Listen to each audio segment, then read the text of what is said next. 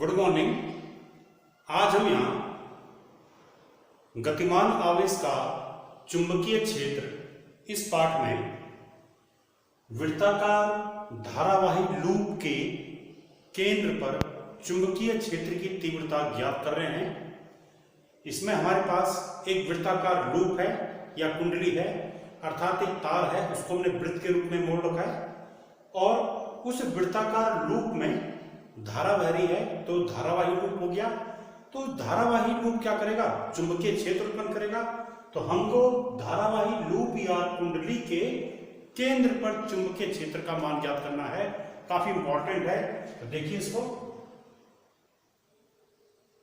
इसके लिए हमने यहां पर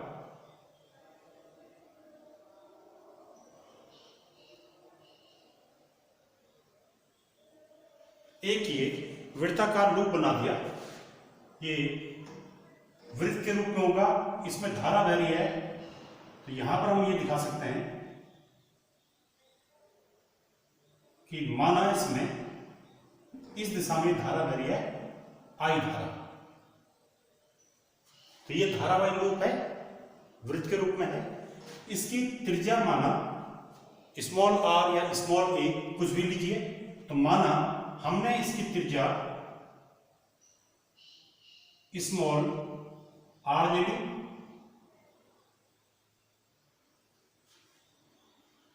तो आर त्रिज्या का एक वृत्ताकार लूप है और इस लूप में धारा आई बह रही है।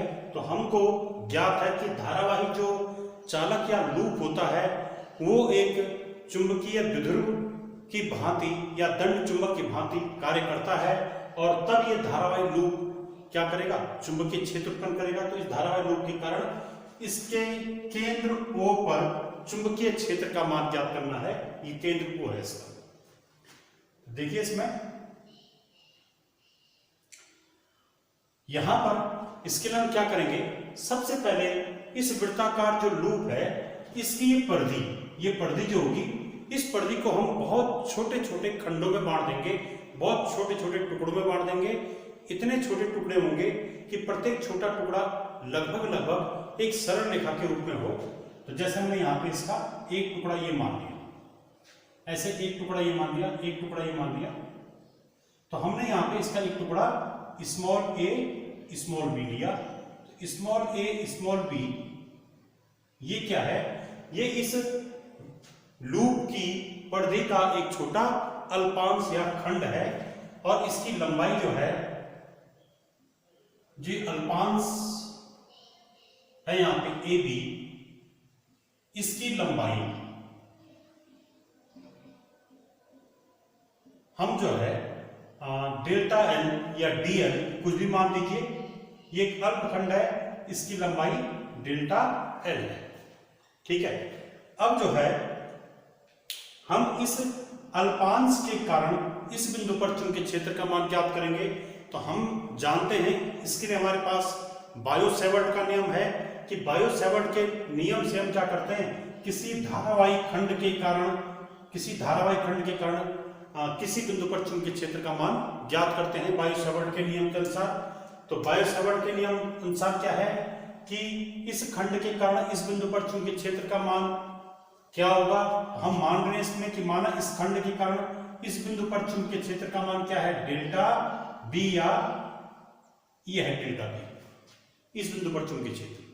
ऐसे ही प्रत्येक खंड के कारण इस बिंदु पर कुछ ना कुछ चुंबकीय क्षेत्र होगा। तो हम इस खंड के कारण पहले यहां पर चुंबकीय क्षेत्र ज्ञात कर रहे हैं। तो हम यहां पर निकाल रहे हैं कि अल्पांश या अल्पांश AB के कारण धारावाही खंड भी, इसको हम धारावाही खंड भी कह सकते हैं।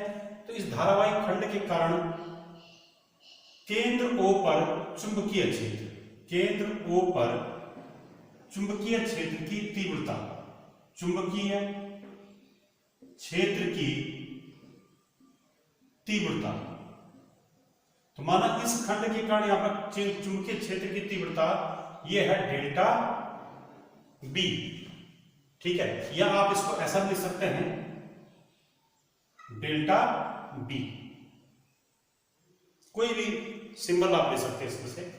तो इसका मान होगा डेल्टा बी बराबर बायो-सावर्ट के नियम से, तो बायो-सावर्ट के नियम का सूत्र क्या है कि डेल्टा बी बराबर mu 0 upon 4 pi into I delta L sine theta upon R square.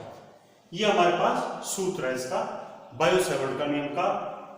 अब इसमें देखते हैं आई क्या था। आई था इस खंड में बहने वाली धारा। तो हमने यहाँ पे पहले बता दिया है कि इस पूरे धारावाही लूप में धारा कितनी बहेगी आई, तो इसके प्रत्येक खंड में धारा कितनी बहेगी आई, तो इसलिए धारा की जगह पे आई रहेगा।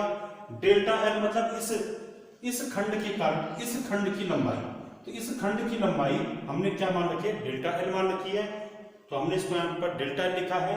साइन थीटा, तो यहाँ पर थीटा क्या है, थीटा है इस खंड और ये केंद्र को खंड से मिलाने वाली रेखा।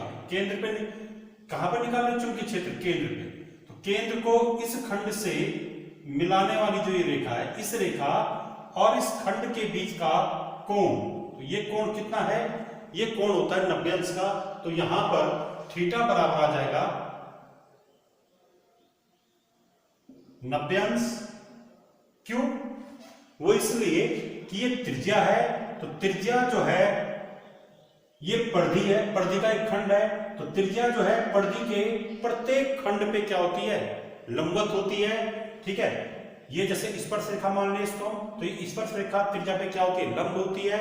तो हम ये कह सकते हैं कि क्योंकि त्रिज्या जो है परिधि के प्रत्येक अल्पखंड पर लंबवत होती है, इसलिए जो है एक त्रिज्या और इस अल्पखंड के बीच का कोण हमेशा क्या रहेगा, 90 अंश। ऐसा नहीं केवल इस खंड के लिए, प्रत्येक खंड के लिए, यहां कोई भी हम खंड ले लें अल्पखंड, उस अल्पखंड में क्या होगा, त्रिज्या और अल्पखंड के बीच का कोण थीटा क्या आएगा, 90 अंश आएगा। इसका मान हमेशा 90 अंश रहेगा।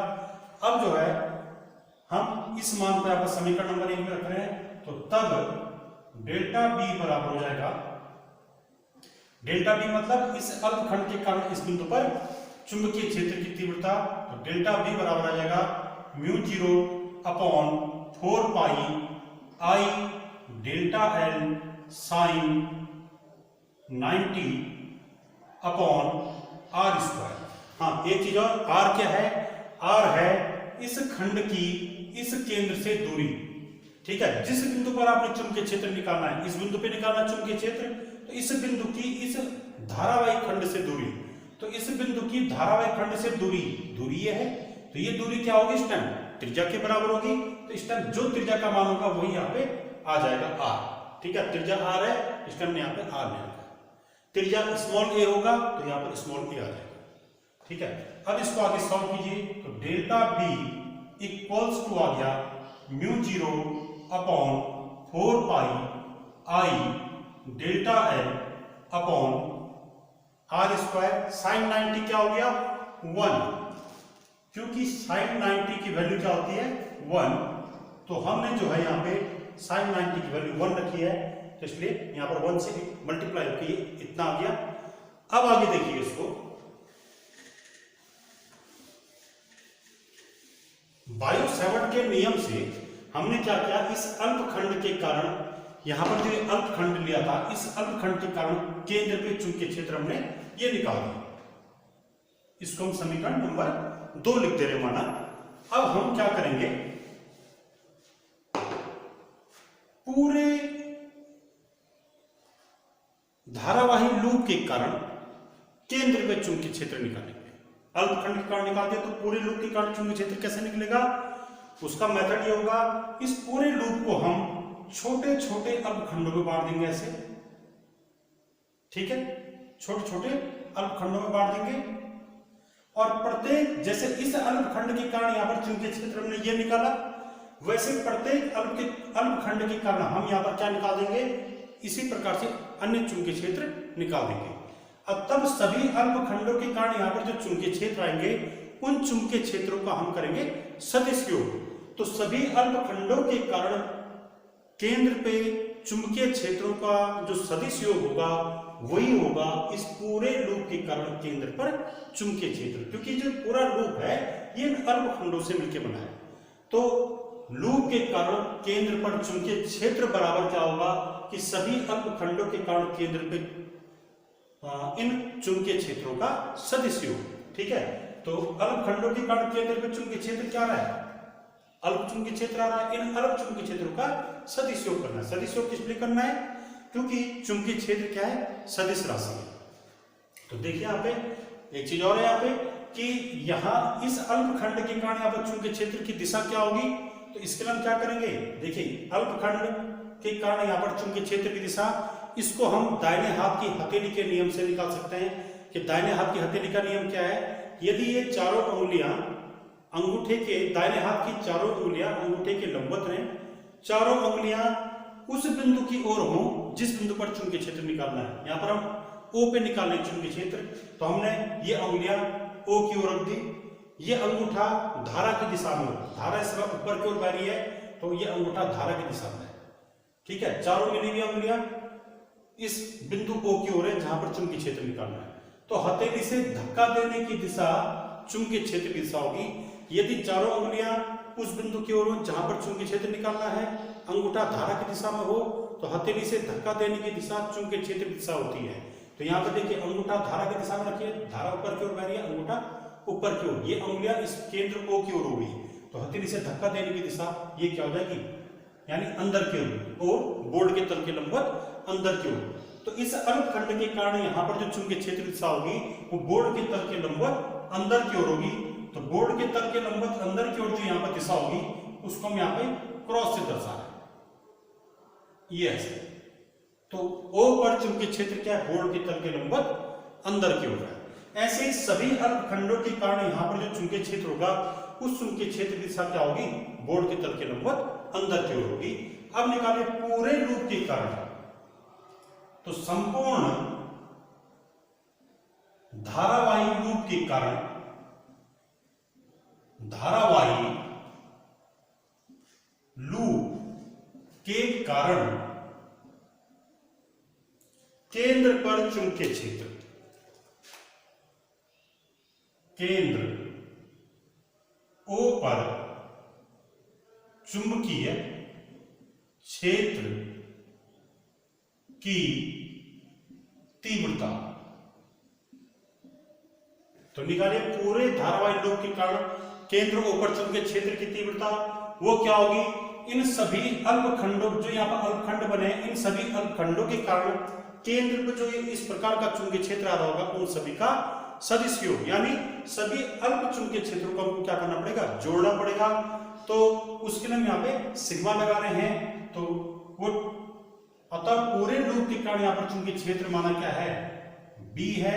तो B का मान क्या आएगा, वो आएगा इस प्रकार के अल्प चुंबकीय क्षेत्रों का सदिश योग। तो इसको हम किससे दर्शाते हैं, सिग्मा ऑफ डेल्टा B, अर्थात जो डेल्टा B का मान आया है उस ऐसे मानों का हम क्या कर देंगे, सदिश योग कर देंगे। ऐसे सभी पदों का, प्रत्येक खंड के कारण यहाँ पर जो चुंबकीय क्षेत्र आ रहा होगा उन सभी चुंबकीय क्षेत्रों का यहाँ पर हम क्या कर देंगे, योग कर देंगे। तो निकालिए इसको, B बराबर सिग्मा, डेल्टा B का मान यहां से रखिए, μ0 upon 4 pi I delta L, और साइन 90 यहाँ पर 1 हो चुका था, ये नहीं आएगा, अपॉन ये वाला टर्म रखना यहाँ पे R स्क्वायर। तो समीकरण नंबर 2 से हमने डेल्टा B का मान समीकरण नंबर 2 से यहां पर रख दिया। अब इसका मान क्या आएगा, इसका मान आ जाएगा B बराबर, देखिए सिग्मा, इस पूरे का सिग्मा हो रहा है, सिग्मा मतलब ऐसे सभी पदों का योग। तो प्रत्येक पद में μ0 अपॉन 4 पाई, ये कांस्टेंट प्रत्येक पद में आ रहा है, तो ये क्या हो गया, कॉमन हो गया। तो μ0 अपॉन 4 पाई ये कॉमन है, कॉमन जो है सिग्मा से बाहर लिया जा सकता है।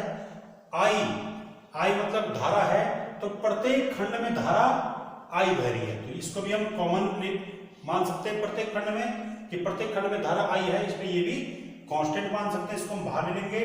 और यहां पर बट्टे R स्क्वायर, मतलब क्या था कि प्रत्येक खंड की इस केंद्र से दूरी या इस बिंदु O से दूरी, तो प्रत्येक अल्पखंड की इस बिंदु से केंद्र से दूरी क्या होगी, ये त्रिज्या R के बराबर होगी।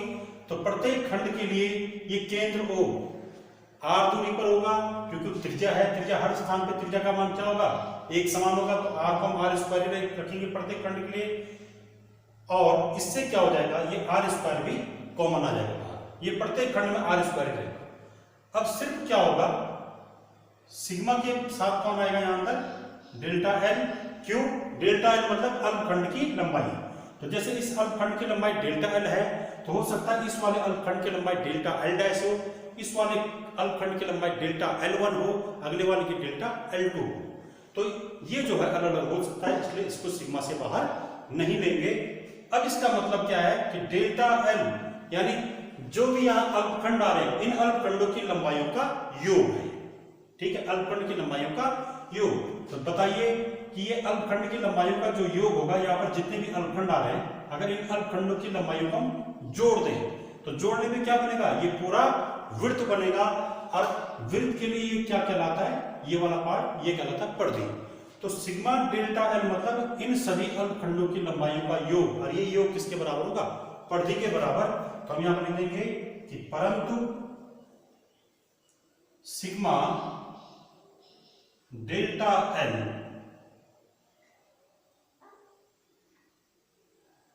सिग्मा डेल्टा एल ये किसके बराबर होगा, परिधि के बराबर,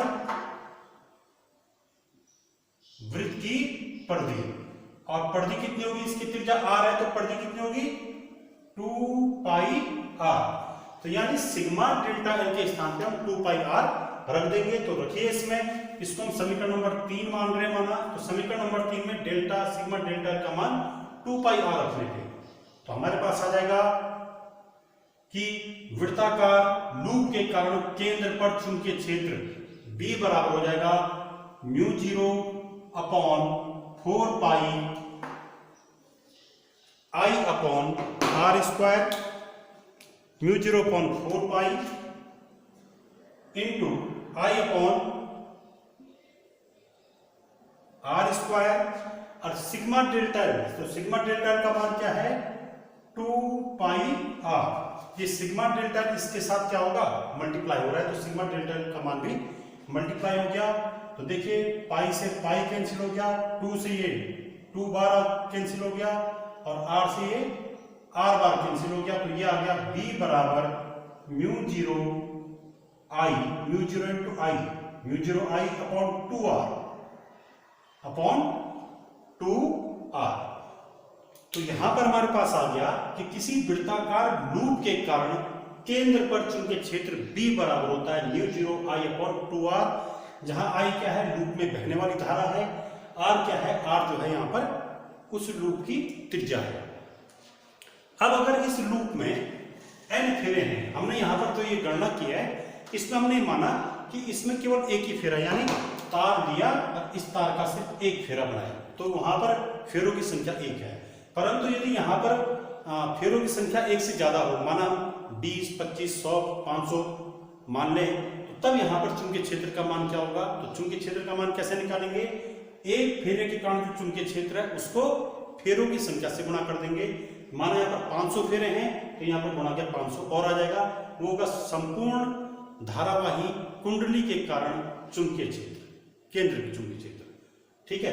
तो तब इसको धारावाहिक कुंडली कह देंगे जब इसमें फेरों की संख्या 1 से ज्यादा हो रही है। तो यहां पर यदि कुंडली में n फेरे हों, तब वृत्ताकार धारावाही कुंडली के कारण केंद्र पर चुंबकीय क्षेत्र, तो तब केंद्र पर चुंबकीय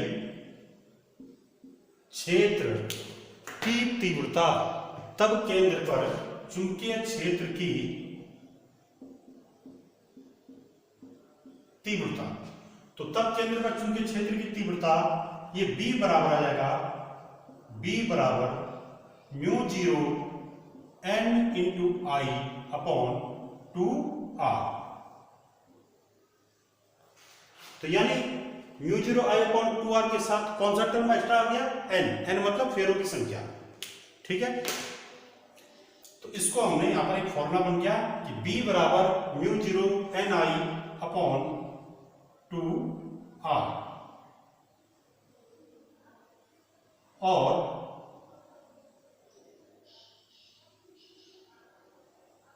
यहां पर एक चीज का ध्यान है